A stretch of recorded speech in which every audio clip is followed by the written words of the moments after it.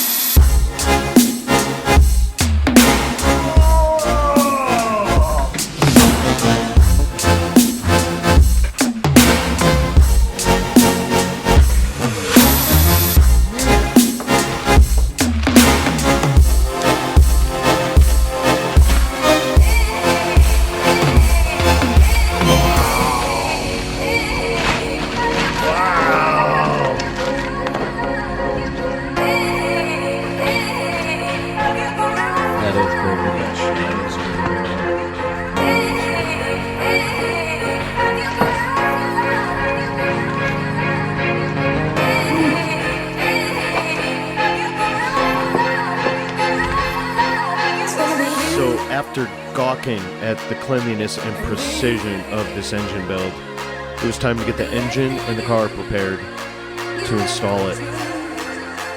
We're going to have to begin by removing the whole front end of the car so that we can install the engine straight in through the front.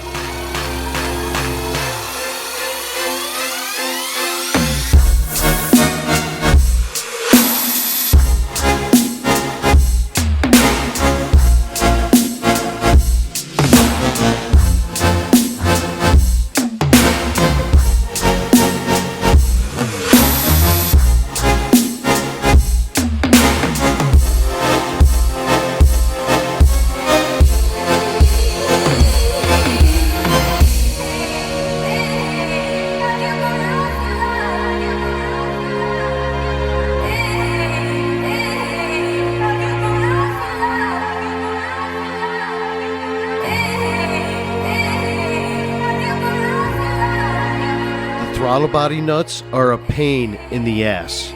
I had to use a 1/4-inch ratchet with an extension, a 90-degree swivel bit, and a wobble bit.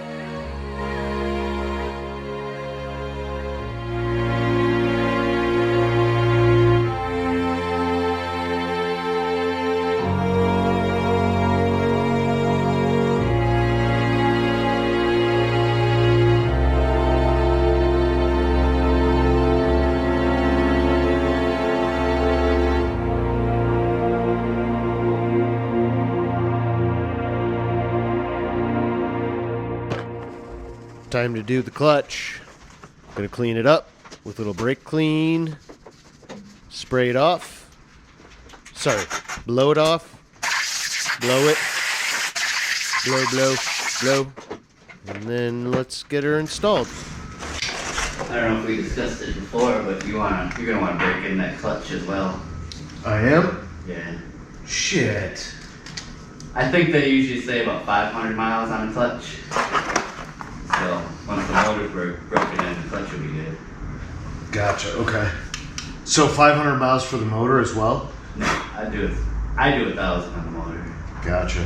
There's a dowel right there, right there, right there. So there's 3 dowel pins. Yeah, and your dowel pins will go there.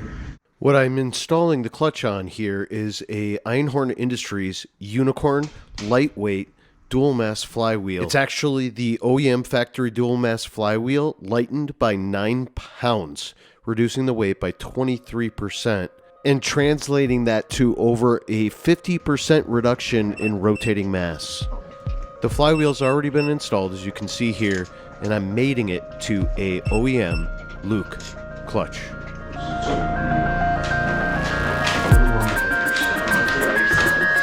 After the accessories are put on, the transmission goes on next, which was actually pretty easy with the help of a couple of friends.